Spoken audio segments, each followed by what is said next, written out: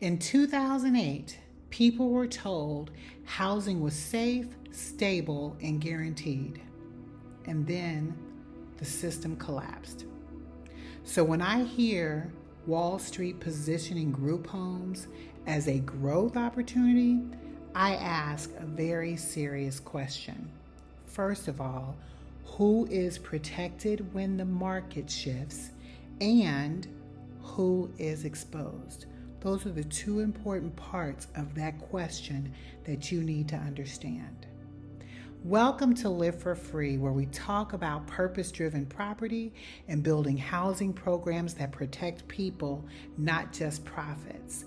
And today, we're talking about what Wall Street is doing, entering into group homes, and what it really means for residents, and whether there are parallels to what we saw during the 2008 real estate crash. So let's go ahead and jump right in.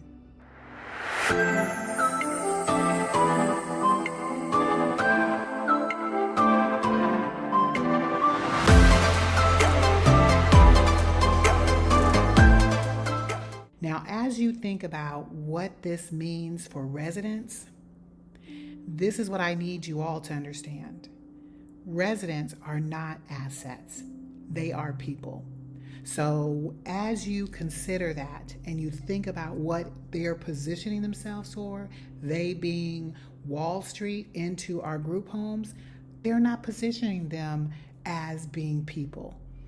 This is when large capital enters into care-based housing, and when that happens, residents are often becoming a line item. And proof is 2008. So there's pressure to fill beds, that increases. You've got pressure to just simply put someone in. You don't care about what type of fit they are doing coming into a property, and then the turnover becomes normalized. So when you've got programs that are running for growth instead of stability, the residents are the first ones who are going to feel that. There's going to be less consistency, less relationships, and less safety. So once you sink in on that for just a moment and understanding what we are facing right now in this time, I'm very concerned about individuals on Wall Street coming into a space that they really aren't considering the things that matter, because it's the people who matter most in this scenario, not the bottom line. So as you think about 2008 and the parallels of that moment in time to where we are today, housing actually stopped being shelter and became a speculation.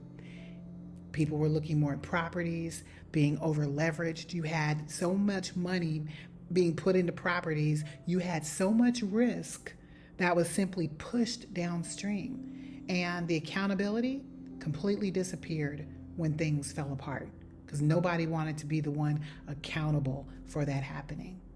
So I don't know where you were in time when that happened, but I watched a lot of lives fall apart. That was actually when I got involved in real estate.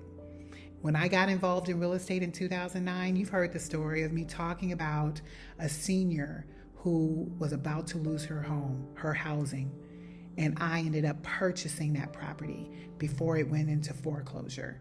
And I caught her so that she didn't have to worry about being on the streets. That's what that did to not just her, but everyone who was impacted at that time. And I know you've seen movies about it. I've seen several talking about this time and how people's lives were impacted, how they pleaded with people to try to hear what was happening, but nobody cared about people. They cared about the bottom line. So as you look at this, I want you to understand the warning that I'm making right now. Because when housing becomes primarily a financial instrument, people lose protection. So we cannot afford, group homes cannot afford, our nation cannot afford a repeat of 2008, because that was truly a mistake. So if this conversation matters to you, I want you to subscribe to my channel, and I want you to turn on the notifications. And if you want to learn how to structure a successful housing program that protects residents even when markets change, then I want you to join us at tonyschool.com. That's TONISKOOL.com, because when you come in there, we're going to talk about the right ways that you can prepare so that even when markets change, you're protected and you make sure that your residents are protected. So now, as an operator, you must think differently about this space.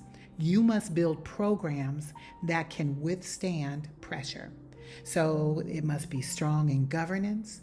It must have clear ethics. You must have a resident-centered decision-making process. And you must have diverse funding. We talk this all the time, making sure you have more than one funding source coming in as you're building these programs. Because when capital retreats, residents cannot be displaced like investments because they're people. And this work requires foresight, and it requires you to get into a space where you're not just optimistic, but you've planned successfully for what it is that you're building. So I am excited for those of you who are wanting to come into this space. As you are thinking differently, let me share this particular point with you as you consider coming into our school community. Because in our school community, as I said, we focus on building you from the bottom up. My goal is that you have a solid foundation that you're going to build on as you enter into this space. And so when you first come in, our goal is that you just start trying to change some of your thinking, because I get it. I know my heart. I know your heart. When you have a heart to want to help people, you just want to jump in and just say, here I am. I'm ready to do. But you have to somehow relearn some things that you might have learned from others who are in this space. I promise you, I'm not the only person out here teaching this, but I can tell you I am someone here talking to make sure you have a solid foundation in place first. I want to make sure you have a solid foundation that you're building on, so that as you get into this work, you are truly making a difference. I have some lessons I've learned through the years that I want you learning from, so that as you enter into this space, you're set up right. I want you set up with the right foundation, with the right structure, and building a program that helps people transform. Because as you do that and you start creating evidence of that, you're unstoppable. And you won't be swayed just because somebody's saying, ooh, you can make money here, you can do it. You're not swayed by that. You're not swayed to be forced into doing something that your program doesn't call for, because you know what you created. You know what you created from rooter to tutor, and that is what you're going to stick to. You're not going to be swayed by somebody trying to convince you to go a different direction when you know what God has called you to do. So as you come into this space and you are coming with the mindset of learning this so that you can build from a solid foundation, then I have something I can work with. So when you come in the door, I know you're tempted to just book some time and talk about that property you just got. Try to hold back a little bit, learn the community, learn some of the language that we talk about in this space, because it truly is transforming even the way you think. I also, when you come into this space, will be teaching you how to be a leader like you've never been. Surely you're going to learn transitional housing. You're going to learn how to create a successful transitional housing program and how to operate it. But we're talking about something completely different. On top of that, you need to learn how to be a purpose-driven leader. And that's the things that I'll be bringing out in you, so that as this work starts coming forward and all of the funds start coming forward that want to create and build with somebody who's creating results, they'll choose you. So hopefully that's exciting to you as you think about getting into this space and you know what you're positioning for. So don't let the comments you hear going on in the news sway you. Yes, it's wonderful. Yes, it's great. But what is it that God is calling you to do? That's what we're going to focus on. So I'm so excited about working with you. Go ahead and subscribe. Go ahead and get notifications. And go ahead and go to tonyschool.com so that you can be a part of the other leaders that are working with us to transforming lives. And so it is.